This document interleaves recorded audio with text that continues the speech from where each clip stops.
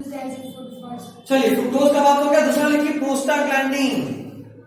Prostaglandin seminal vesicle में बहुत important secretions है।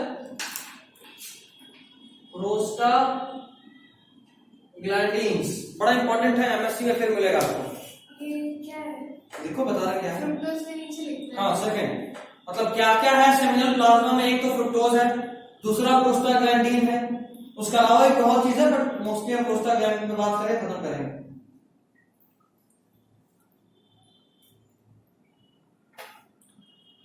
देखिए प्रोस्टाग्लैंडिन के बारे में, are ecto hormone. Ecto hormone बताया था क्लास 11 में भी, क्या होता है? वही जो होता है मंजूर खुदा वाला, ये कुछ और क्या होता है बताओ? ऑनलाइन रहता था आपको, ऑनलाइन रहता तो बताते, चलो ऑफलाइन में हम बता देते हैं। इक्टो हार्मोन होता है, हार्मोन हमेशा इंडोक्राइन ग्लैंड से रिलीज होता है, बट ये क्या है कि release from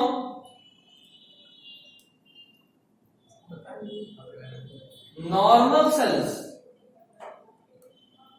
but act as hormone.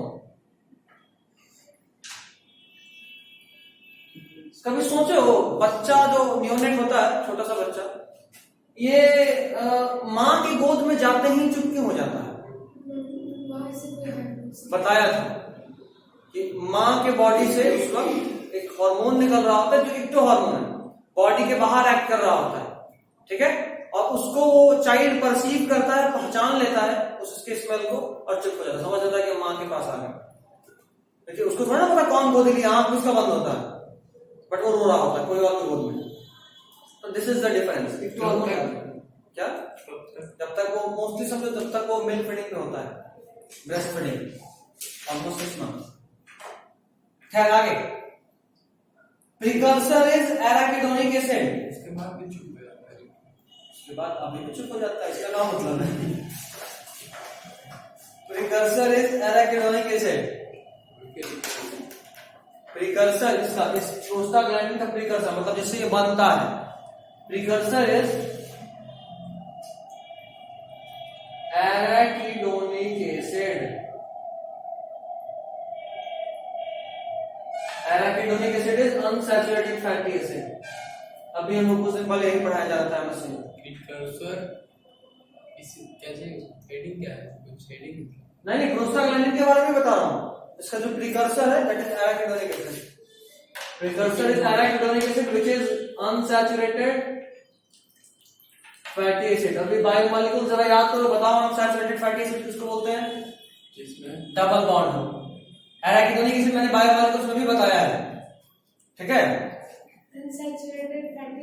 Unsaturated organic compound से पता चल रहा है इसमें डबल बॉन्ड होगा, तो अनसैचुरेटेड फैटी एसिड मतलब एक ऐसा फैटी एसिड, हाँ नहीं एक भी रहेगा तो भी अनसैचुरेटेड बोलेंगे, एक भी रहा तो 2 या 3 रहता है, और पहला एक भी रहा तो अनसैचुरेटेड बोलेंगे, और वो सब सैचुरेटेड होता है जो unsaturated fatty acid means contains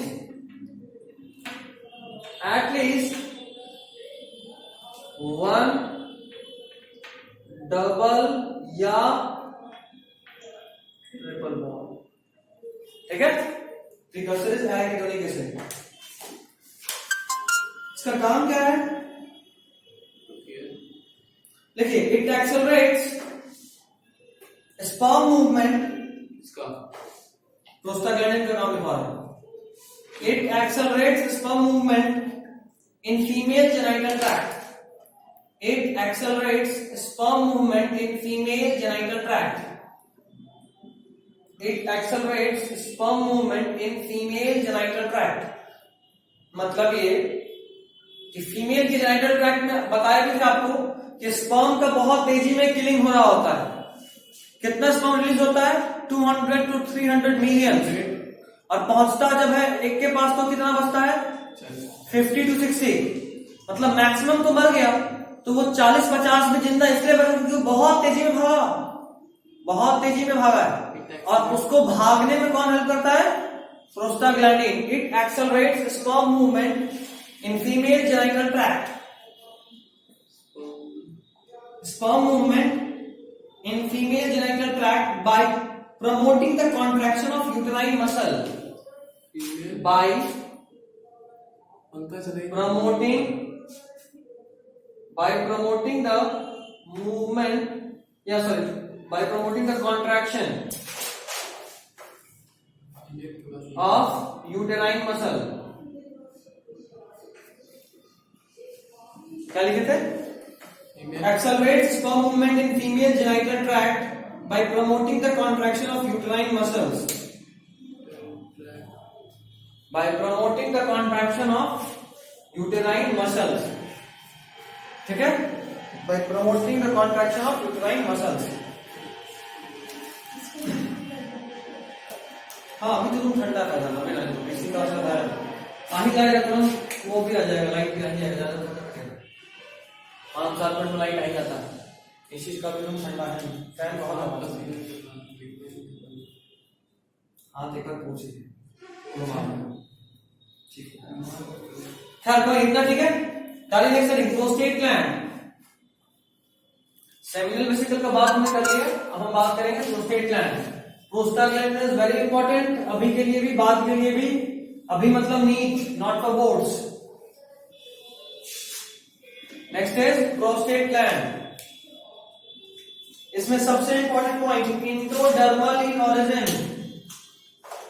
prostate gland third point नहीं, अब प्रोस्टेट का बात कर रहा हूं, ग्लैंड ही बदल दिया, सेमिनल वेसिकल हो गया। उसके बाद हाँ प्रोस्टेट ग्लैंड, एसपीबी याद आ रहा है, सीक्वेंस बताया था, as is seminal vesicle, then prostate and then is bulb urethral. तो prostate gland endodermal in origin, ये अलग है इसलिए लिखवा रहा हूं, बाकी सब दूसरा ही होगा। इंडोडर्मल इन ओरिजिन मतलब इसका ओरिजिन कहां से होता है? इंडोडर्म से। लिखिएगा single large gland, single large gland, single large gland. Next point, secretes 30 to 40% of seminal plasma, secretes 30 to 40% of seminal plasma, secretes 30 to 40% of seminal plasma, 60 to 40 हाँ 60 to 70 हाँ मैक्सिमम बाकी है, बल्ब यूरेथ्रल बहुत कम करता है। ठीक है।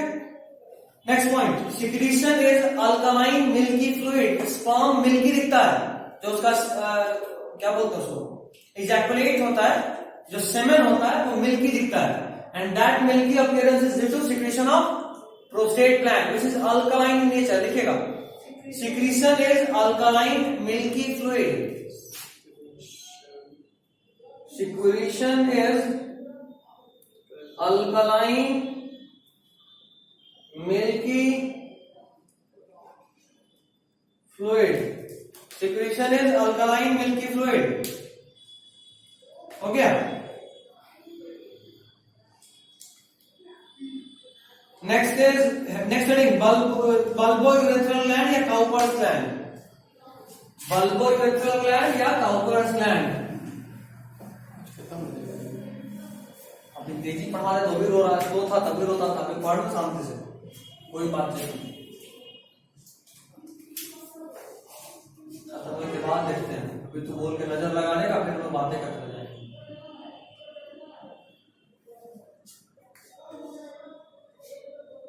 Cowper's gland या फिर बल्बो यूरेथ्रल ग्लैंड। लिखिएगा स्मॉल पेयर्ड ग्लैंड, स्मॉल के बाद कॉमा, पेयर्ड ग्लैंड मतलब छोटा होता है और पेयर्ड होता है। पेयर्ड मतलब कितना? 2 इन नंबर, है ना। Small paired gland, small paired gland, पता नहीं उसी का बात है। Next, secretes 5% of seminal plasma, secretes 5% of seminal plasma अरे क्या इतना साइज कैसे बन जाएगा? सेक्रेट, हाँ, 5% ऑफ सेमिनल प्लाज्मा हो गया। Next point, alkaline and slippery secretion. जाहिर सा बात है, पेनिस वेजाइना के अंदर जाना है पेनिस को, तो वहां पे स्लिपरी सब्सटेंस होना बहुत जरूरी है, तो फ्रिक्शन होगा, ठीक है, और फिर पेनफुल हो जाएगा। तो इसलिए क्या होता है, पहला उसको स्लिपरी बनाया जाता है। और अल्कलाइन सब कुछ दिख रहा था। अल्कलाइनिटी होने का सबसे बड़ा कारण ये है कि जो स्पर्म आ रहा है उसको दो जगह को न्यूट्रलाइज करना है। पहला, स्पर्म जो आ रहा है वो मेल में पेनिस के थ्रू आ रहा है, जहां से नॉर्मल क्या डिस्चार्ज होता है, यूरिन। यूरिन में क्या होता है, यूरिक एसिड, तो वो पाथवे एसिडिक है। तो उस पाथवे को न्यूट्रलाइज करने के लिए सेमेन का बेसिक होना जरूरी है, एक काम। दूसरा काम, यही सेम चीज फीमेल जेनिटल ट्रैक्ट पे भी होना है। वहां पे भी क्या होगा, क्योंकि वहां से यूरिन पास आउट हो रहा है नॉर्मली, तो वो भी कैसा होगा, किस नेचर का, एसिडिक। क्यों? Due to uric acid. उसको जरूरी है कि आप न्यूट्रलाइज कीजिए, तो मैक्सिमम स्पर्म तो एसिडिक नेचर से ही मर जाएगा, ठीक है। इसीलिए इतना अल्कलिनिटी होता है, हर चीज अल्कलाइन होता है। Alkaline and slippery secretion, alkaline and slippery secretion.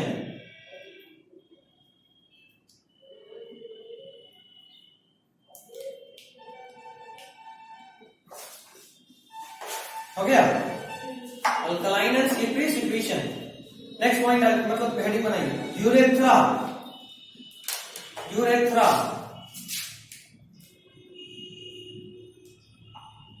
अच्छा याद रखना, पूरे मेल में, यहां पे नहीं बता रहा हूं, एक्स्ट्रा पॉइंट है, पूरे मेल और पूरे फीमेल में जितना भी डक्ट बनता है, तो जितना भी मेल डक्ट होता है ना, कहते हैं कि वो एम्ब्रायनिक उल्फियन डक्ट मॉडिफाई करके बनता है।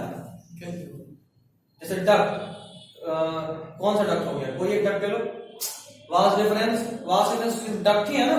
तो मेल में जितने भी रिप्रोडक्टिव डक्ट हैं वो सब एम्ब्रायनिक उल्फियन डक्ट की मॉडिफिकेशन है, ठीक।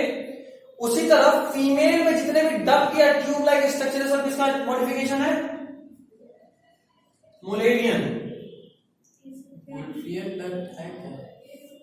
जब हम लोग फीटल स्टेज में होते हैं तब भी हमारे बॉडी में मान लो रिप्रोडक्टिव ऑर्गन्स नहीं बने होते, बट कुछ तो होता है जो बाद में रिप्रोडक्टिव ऑर्गन बनेगा। तो मेल के केस में वो जो कुछ है उसको बोलते हैं उल्फियन डक्ट, और फीमेल के केस में वो जो कुछ है जो बाद में डेवलप होगा रिप्रोडक्टिव ऑर्गन, उसको क्या बोलते हैं, मुलेरियन डक्ट। इंपॉर्टेंट चीज है, इनिशियल रिप्रोडक्शन कह सकते हो इनिशियल, बट जो नीड पूछने का तरीका वो ये कि all mail ducts develop from embryonic Wolffian duct and all female duct develop from embryonic Mullerian duct. It is in females and this is in all male. extra है, ऊपर लिखना।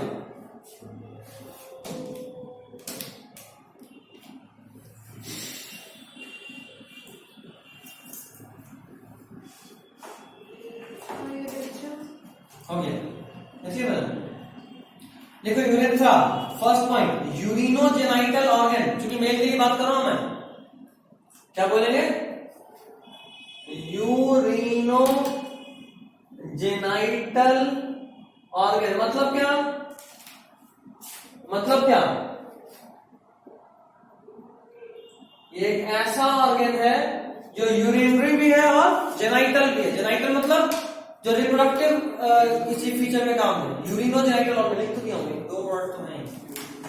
यूरिनोजेनाइटल ऑर्गन मतलब बताइए, वही तो बता रहा था, ये रिप्रोडक्टिव फंक्शन भी करता है और एक्सक्रीटरी फंक्शन भी करता है, इसलिए बोलते हैं इसको यूरिनोजेनाइटल ऑर्गन। यूरिन भी पास होता है यहां से, और ये जेनाइटल इसलिए यहां से सेमेन भी पास आउट होगा। जाहिर सा बात है, मेल के रिप्रोडक्टिव सिस्टम का डायग्राम देख लो। जो मेल के रिप्रोडक्टिव सिस्टम का डायग्राम है उसमें जो डक्ट आया है, नोटिस करोगे जो बना कॉमन इजैकुलेटरी डक्ट, याद आ रहा है, बताया था इजैकुलेटरी डक्ट, वो इजैकुलेटरी डक्ट आगे जाके यूरेथ्रा में मिल जाता है और उसी में यूरेटर भी मिलता है। तो यूरेटर से उसी पाथवे से यूरिन आ रहा है और इजैकुलेटरी डक्ट से उसी पाथवे से सीमेन आ रहा है। दोनों के लिए अलग अलग डक्ट तो नहीं है, दोनों तो सेम ही है। क्या चीज बोले, यूरिनोजेनाइटल ऑर्गन। यूरेथ्रा में जो होता है वो यूरिन भी पास आउट होता है और उसी यूरेथ्रा से सीमेन भी पास आउट होता है, उसका अलग पाथवे अलग नहीं मिलता है। हाँ डायग्राम देख ना, डायग्राम देखने अभी तो बोला, डक कोलैप्स कर जाता है। उसको बोलते हैं मर्ज कर जाना, कोलैप्स नहीं, मर्ज ज्वाइन हो जाता है। ठीक है चलिए, ये 20 सेंटीमीटर लॉन्ग होता है, देखो 20 सेंटीमीटर लॉन्ग मेल में, और फीमेल में सिर्फ 4 सेंटीमीटर लंबा होता है। उस दिन पहला क्लास में याद करो डायग्राम दिखा के बताए थे। मेल में 20 सेंटीमीटर लॉन्ग और फीमेल में सिर्फ 4 सेंटीमीटर लॉन्ग। तो ये यहाँ पे तो नहीं फीमेल वाला याद कर लीजिए। 3 पार्ट होता है, बस 3 पार्ट देख लो, बाकी छोड़ दो। 3 पार्ट नाम बता दूं, बड़ा सिंपल, देखो नाम लिखो, 3 पार्ट का पहला नाम प्रोस्टेटिक यूरेथ्रा। वो जो यूरेथ्रा का वो पार्ट जो प्रोस्टेट ग्लैंड के ठीक नीचे, डायग्राम देखो एनसीईआरटी बता देता हूं, पेज नंबर वो कैसे बोल रहे थे PSPM बोल रहे वही वाला था। हाँ डायग्राम देखो, यूरेथ्रा दिखा, page number 43 NCERT SPB, page number 43 नहीं, वो नहीं, पेज 43, टेस्टिस के जस्ट ऊपर लेबलिंग यूरेथ्रा दिखा, नीचे वाला डायग्राम टेस्टिस के जस्ट ऊपर लेबलिंग है, नीचे टेस्टिस के जस्ट ऊपर लेबलिंग यूरेथ्रा मिल गया। देख रहे हो यूरेथ्रा, यूरिन भी तो वहीं से पास होता है ना, यूरिन भी वहीं से पास होता है, और वहीं से क्या पास होता है, सीमेन। तो चूंकि दोनों के लिए कॉमन, इसलिए इसको बोले यूरिनोजेनिटल डक्ट, ठीक है, यूरिनोजेनिटल ऑर्गन। अभी देखो ये यूरेथ्रा बहुत लंबा है, एक प्रोस्टेट देखो, प्रोस्टेट डायग्राम देखो, प्रोस्टेट के जस्ट ऊपर है, दिख रहा है, प्रोस्टेट के जस्ट ऊपर जो तुमको सामने से दिख रहा है, ये भी तो यूरेथ्रा का पार्ट ही है ना, इसको बोले प्रोस्टेटिक यूरेथ्रा। क्या बोले, प्रोस्टेटिक यूरेथ्रा। उसके जस्ट नीचे और पेनिस के ऊपर एक और पार्ट दिख रहा है जिसको लेबल किया है बल्बोयूरेथ्रल ग्लैंड, देख रहे हो, तो वहां पे भी जो यूरेथ्रा है इसको बोले मेम्ब्रेनस यूरेथ्रा, और उसके नीचे पेनिस चालू हो गया, देख पा रहे हो, पेनिस दिखा, बल्बोयूरेथ्रल ग्लैंड के जस्ट नीचे पेनिस चालू हो गया, उसके बीच में भी जो यूरेथ्रा है उसको बोले पेनाइल यूरेथ्रा। कुछ समझे जल्दी, शक्ल बता रहा है, समझ रही, पहले नाम लिख देता हूं फिर समझा देता हूं, तुम्हारे पास आता। First is prostatic urethra, second is membranes urethra, and third is penile urethra. चलो हो गया, 10 को लिखती है, तब से बैठते हैं, तो रुकना पड़ रहा है, हंसी आता है, बदला तो हमेशा ही लग। देख यहां से शुरू हुआ है मेरा क्या, ये है प्रोस्टेट ग्लैंड, प्रोस्टेट ग्लैंड के जस्ट ऊपर ये वाला पार्ट, ये वो पार्ट यूरेथ्रा का जिसको बोलते हैं प्रोस्टेटिक यूरेथ्रा। यहां देखो, यहां पे भी यूरेथ्रा है, यूरेथ्रा का वो पार्ट जो था प्रोस्टेट के पास, और क्योंकि ये पेनिस तो यहां से ना, ये तो पेनिस है, ये वाला पोर्शन, तो यहां जो उसको बोले मेम्ब्रेनस यूरेथ्रा, और उसके बाद ये पेनिस के अंदर जो यूरेथ्रा इसको बोले पेनाइल यूरेथ्रा। अच्छा एक और पार्ट होता है, देखो इसके ठीक बढ़िया है, ये हमारा आधा छोड़ गया है, अच्छा ये एक्स्ट्रा है, ये है मेरा prostatic urethra. Prostatic urethra cancel करो, प्रोस्टेटिक यूरेथ्रा के ठीक ऊपर कुछ यूरेथ्रा का ऐसा पार्ट होता है बहुत छोटा सा, जो रिप्रोडक्टिव नहीं होता है, क्योंकि जो भी देखो यहां से जब मिलेगा सिग्निफिकेशन तभी तो जेनाइटल बनेगा, उसको बोलते हैं एक्सक्रीटरी यूरेथ्रा, जो कि एक्स्ट्रा है, ये मुझे पूछता था, आपको कोई काम ही नहीं, ठीक है, नहीं बताइए। चल हो गया, आप क्या क्या बताऊंगा, कंप्लीट हो गया ना मेरा का अभी है। चलो कहां तक बताया था, यूरेथ्रा हो गया, अगला निकाल पेनिस।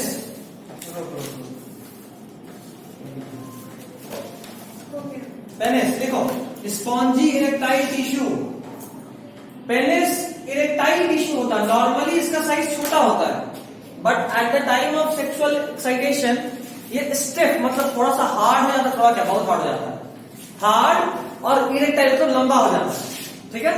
तो penis normally spongy tissue, sponge की तरह स्पॉन्जी है और सॉफ्ट है, छोटा, but at the time of sexual excitation ये इलार्ज होता है और हार्ड हो जाता है।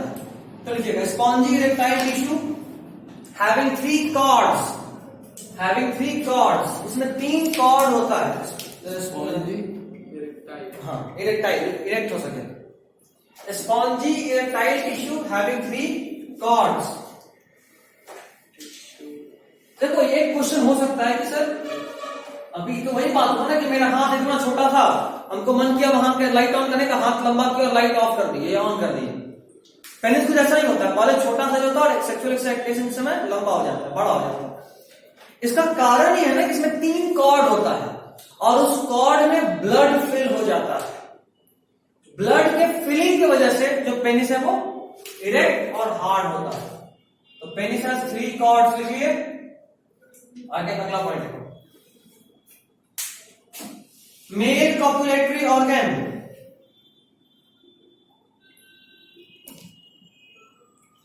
मेल कॉपुलेटरी ऑर्गन, मेल किसी ऑर्गन के थ्रू कॉपुलेट करता है, ठीक है। Next point, through this semen is discharge, इसी ऑर्गन के थ्रू मेल फीमेल बॉडी में सीमेन को डिस्चार्ज करता है। Through this semen is discharge into female genital tract during coitus. Through this, semen is discharged into female genital tract during coitus. Female genital tract में भी कहां पे bracket में चलेगा वेजाइना, वेजाइना या फिर सर्विक्स बोलो तो और अच्छा, सर्विक्स क्या, female genital tract during coitus. coitus मतलब ड्यूरिंग क्वाइटस बोलो, मेटिंग बोलो, कॉपुलेशन बोलो, ऑल आर सेम। सबका मतलब क्या होता है, जस्ट हैविंग, जिसको नॉर्मल लैंग्वेज में बोलते हैं sex, the act of sex. क्या इंसेमिनेशन का मतलब होता है, जैसे कि हम क्या बोला, releases sperm into female genital tract, इसी को बोलते हैं इंसेमिनेशन। तो ये भी तो एक प्रोसेस हुआ ना, प्रोसेस नहीं, उसका नाम है। फीमेल जेनिटल ट्रैक्ट में स्पर्म को पहुंचा देना को ही बोलते हैं इंसेमिनेशन। अभी बताएंगे, अभी तो चल रहा है। क्या लिखे थे एनसीईआरटी में, तो इंट्रोडक्शन वाले पार्ट में एनसीईआरटी से तो पूरा क्या अभी बताया क्या थे, into female genital tract during coitus। अब ब्रैकेट में लिखो इंसेमिनेशन, इंसेमिनेशन ब्रैकेट में, इंसेमिनेशन इसी को बोलते हैं insemination. Next point, along the length of penis 3 cords pass। अभी बता भी चुका हूं, along the length of penis 3 cords pass। इसका डायग्राम गूगल पे सर्च करके देख लेना, 3 कॉर्ड कैसा दिखता है, तुमको आइडिया लग जाएगा। 3 cords pass, नहीं इसमें कॉर्ड नहीं दिखाया है, कुछ ऐसा होता है। देखो अगर ये तुम्हारा स्पर्म है, मतलब पेनिस है, तो ध्यान रहे पेनिस का जो सबसे आगे वाला पार्ट होता है ये थोड़ा सा कैसा होता है, स्वेल होता है। इस वाले पार्ट में क्या बोलते हैं,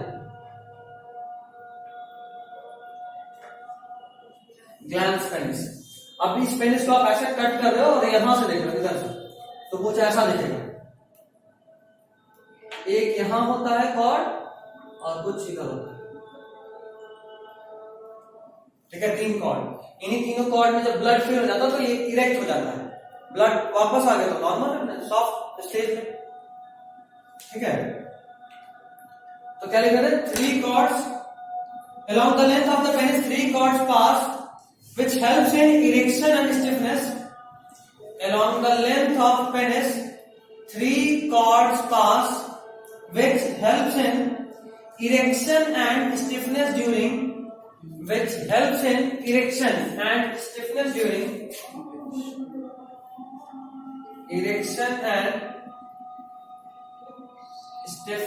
during sexual excitation।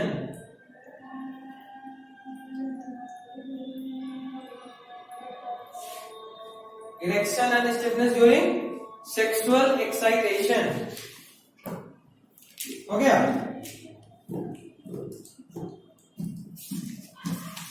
Anterior enlargement को क्या बोल रहे थे अभी बता दिया, लिखिए point. The anterior enlargement of gland is called the anterior enlargement, हाँ नेक्स्ट पॉइंट, पेनिस का तो पार्ट है ये। The anterior enlargement of penis is called glans penis. Anterior enlargement of penis is called glans penis. Mind it, this is the most sensitive part of male. Male में क्या होता है? Most sensitive part होता है, ये सबसे sensitive part होता है। अब जरा सुनो, मान लो ह्यूमन है, तो ह्यूमन को तो मान लो समझ में आ रहा है कि हमको बच्चा पैदा करना है इसलिए वी आर हैविंग सेक्स, ठीक है। बट कोई और जानवर ये क्यों मेटिंग करता है, उसको थोड़ा ना पता भाई कि हमको बच्चे पैदा करना है या नहीं करना, उसके पास दिमाग थोड़ा ना। तो एक्चुअली इस एक्ट से, द एक्ट ऑफ सेक्स से एक चीज मिलता है, खुशी मिलता है एक अलग तरह का, जिसको बोलते हैं प्लेजर ऑफ सेक्स। क्या बोलते हैं? Pleasure of sex. और ये प्लेजर ऑफ सेक्स मतलब ये जो खुशी मिलता है या जो अच्छा लगने वाला अजीब तरह का चीज, पता नहीं क्या है ये तो हमको भी नहीं पता, लेकिन हम जो जानते हैं प्लेजर ऑफ सेक्स वो ये कि ये तब मिलता है जब ये ग्लैंस पेनिस फीमेल की वेजाइना के एंड पे, इंटीरियर मतलब अंदर वाले साइड में एक चीज होता है जिसका नाम है क्लाइटोरिस, वो भी इरेक्टाइल टिश्यू होता है। अब जब ये ग्लैंस पेनिस जब क्लाइटोरिस को टच करता है, क्या पढ़ना है ना? हाँ पढ़ाऊंगा, फीमेल पे भी थोड़ा जाऊंगा तो बताऊंगा, ऐसे यहाँ दिया होगा इस डायग्राम में, इस वाले में होना चाहिए। कहाँ दिया हुआ है? ये तो एकदम स्टार्टिंग में दे लिया, अंदर में होता है, अंदर में। खैर बताऊंगा आऊंगा। तो अंदर में वेजाइना के एंड पे होता है, वहां पे जब ये टच होता है ना ग्लैंस पेनिस, तो ही मेल और फीमेल दोनों को प्लेजर ऑफ सेक्स मिलता है। खैर एक और बात यहाँ पे, यहाँ थोड़ा इंपॉर्टेंट चीज देखो, इधर देखो, इधर पहला ये जो ग्लैंस पेनिस है ये ऊपर से एक स्किन से, देखो ये वाला पोर्शन ऐसा ओपन तो होता नहीं, स्किन से कवर्ड होता है।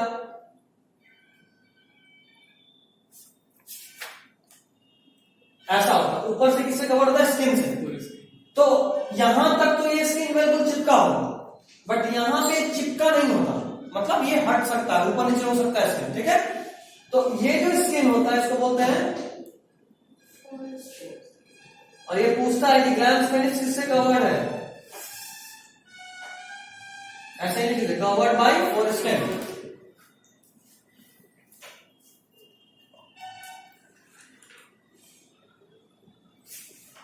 इसका एक और नाम है प्रीप्यूस,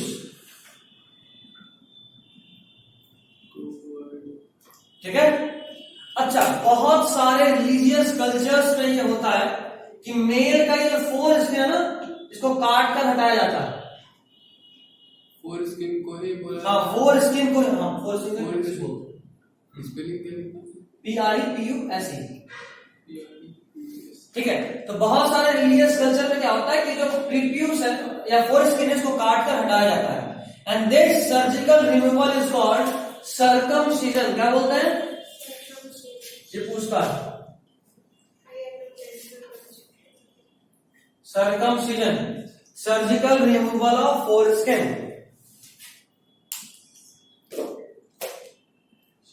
एंड माइंडेड, इस फोर स्किन के हटने की वजह से मेल में किसी भी तरीके से सेक्सुअल डिजायर को फर्क नहीं पड़ता है, ठीक है। इससे सेक्सुअल डिजायर में या एक्ट ऑफ सेक्स में कोई फर्क नहीं पड़ेगा। हाँ थोड़ा सा डिफरेंस जरूर जाता है, वो है ग्लैंस पेनिस में। ग्लैंस पेनिस जब तक स्किन से कवर्ड होता है तो वो थोड़ा सॉफ्ट होता है, लेकिन अगर फोर स्किन हट गया तो वो स्किन से अब कवर्ड नहीं तो धीरे धीरे थोड़ा हार्ड हो जाएगा, सिर्फ ये डिफरेंस होता है, ठीक है। बाकी सब कुछ सेम ही होगा। तो ये हुआ। अब अगला हेडिंग है semen.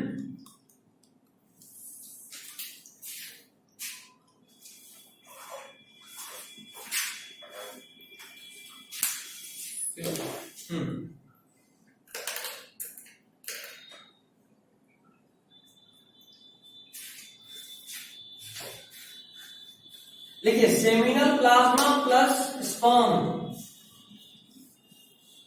is equal to semen. Seminal plasma plus sperm is called semen. Seminal plasma plus sperm. Seminal plasma कहां से आता है? 3 जगह से, S से, P से, B से. समझ आ रहा क्या लिखे हैं? Seminal vesicle, prostate gland, bulbourethral gland, sequence में SPB. एंड स्पर्म कहां से आता है? टेस्टिस. तो seminal plasma plus semen is called, sperm is called semen. चलिए लिखिए इसके बारे में. पर इजैकुलेशन में भी जर्मिनल सेल्स. हाँ, वहीं से बनता है. जर्मिनल सेल्स ही बाद में बन जाता है स्पर्म, डेवलप करता है.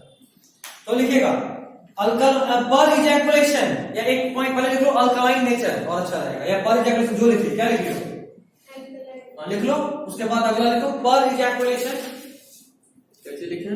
अल्कलाइन नेचर मतलब इसका बेसिक कैसा होता है? अल्कलाइन. हाँ, बेसिक. पर इजैकुलेशन लिखिए 2.5 to 5 ml. उसके बाद ही लिखो. अल्कलाइन नेचर मतलब अल्कलाइन बोल रहा हूं. पर इजैकुलेशन को डैश देकर अल्कलाइन नेचर लिख क्या? हाँ लिख लिए. अभी पर इजैकुलेशन लिखे हो? नहीं तो नेक्स्ट पॉइंट लिखो पर इजैकुलेशन 2.5 to 5 ml.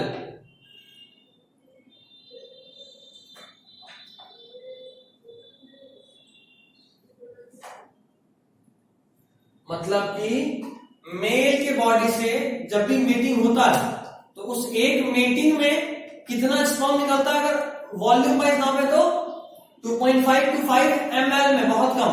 ठीक, मतलब 7-8 ड्रॉप बोल सकते हो नॉर्मल ड्रॉप के साइज के हिसाब से. Next point sperm count. Sperm count कितना स्पर्म होता है? स्पर्म काउंट आज में ऑलमोस्ट खत्म. लास्ट टॉपिक है जो चल रहा है. खत्म हो गया तब तक क्योंकि 5 मिनट ही बचा है इसलिए बोल 13 ही मिनट पूरे. हाँ तो पिछला भी तो था. स्पर्म काउंट 200 to 300 मिलियन पर इजैकुलेशन. कितना निकल रहा होता है पर इजैकुलेशन में? 200 to 300 मिलियन पर इजैकुलेशन. कितना निकला? 200 to 300 मिलियन पर इजैकुलेशन. 50 से 60. अभी सब लिखवाऊंगा. इंतजार. Next point normal shape of sperm is spoon like. Normal shape of sperm कैसा दिखता है? स्पून लाइक, चम्मच की तरह. नेक्स्ट पॉइंट अभी से बड़ा इंपॉर्टेंट पॉइंट शुरू हो रहा है जो रियल लाइफ में भी बहुत काम आएगा. जाहिर सी बात है ये एक ऐसा चैप्टर पढ़ रहे हैं जो सबके लाइफ में तो काम आना ही. इसलिए अब जो बताएंगे इसके बाद 3-4 पॉइंट ये रियल लाइफ में बहुत अधिक काम आता है. लिखिए कलर चेंज करके. 60% of sperm must have normal shape and size. 60% of sperm must have normal shape and size. 60% of sperm must have normal shape and size. For normal fertility, कोई mail fertile है उसके लिए कम से come and size. For normal fertility, normal fertility के लिए mail के body का almost 60% sperm normal shape और साइज का होना चाहिए. ठीक है. Next point 40% must have vigorous motility. Vigorous मतलब पागल टाइप दौड़ने वाला. 40% must have vigorous motility. 40% must have vigorous motility. पागल की तरह दौड़ने वाला. पता ना, क्योंकि अगर इससे कम स्लो हुआ तो फिर फीमेल जेनिटल ट्रैक्ट छोड़ेगा स्पर्म को जिंदा? नहीं. तो 40% must have vigorous motility. Next point 60% of the 60% का शेप एंड साइज होना चाहिए था. 40% का विगरस मोटिलिटी होना चाहिए. नेक्स्ट पॉइंट लिखिए. 60 प्लस 40 तब 100. नहीं वैसे 60 नहीं, वैसा ओवरऑल का बात हो रहा है. 60+40 वाला चीज नहीं है यहाँ। ओवरऑल में से 60 कम से कम 60% स्पर्म का नॉर्मल सेफ साइज होना चाहिए, कम से कम 40% का विग्रस मोटिलिटी होना चाहिए। नेक्स्ट पॉइंट देखिए, sperms can fertilise the egg up to 48 hours. Sperm can fertilise the egg up to 48 hours. मतलब सोचो, फीमेल में पीरियड्स होता है, मतलब कि एक साइकिल, जिस साइकिल के 14th डे पे एग रिलीज होता है। आगे बढ़ाऊंगा। स्पर्म कैन फर्टिलाइज, पहले समझिए, फीमेल के बॉडी में नॉर्मल मेंस्ट्रुअल साइकिल होता है जो कि ऑलमोस्ट 28 डेज का होता है, जिसमें से 14th डे में एग रिलीज होता है उसके बॉडी में। तो अगर मान लो मेरा कॉपुलेशन किसी एक ऐसे फीमेल से हो रहा है जिसका 14th डे मान लो 10 दिन के बाद है और आज मीटिंग हो रहा है, तो क्या कभी भी वो उससे प्रेगनेंसी होगा? Chances are very low. क्यों? मेरा स्पर्म उसके बॉडी में गया, ठीक, लेकिन 2 दिन के बाद तो मर जाएगा ना, उसके पास एबिलिटी नहीं होगा फर्टिलाइजेशन का। और 2 दिन के अंदर स्पर्म अगर पहुंच भी गया जहां फर्टिलाइजेशन साइट है वहां पे, तो वहां एग होगा क्या? नहीं। समझे? तो ये नेचुरल मेथड है किस चीज का? To avoid pregnancy. बताऊंगा आगे। क्या बोला था? Sperm can fertilize the egg up to 48 hours. Sperm can fertilize the egg up to 48 hours, but remain alive for 72 hours. 48 hours तक fertilization capacity होता है। 72 hours, But remain alive up to, chances है कि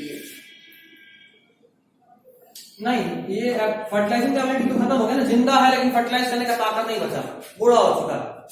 बात कर लो। खैर, time हो गया, तो आज के लिए बस इतना ही। ठीक है, आज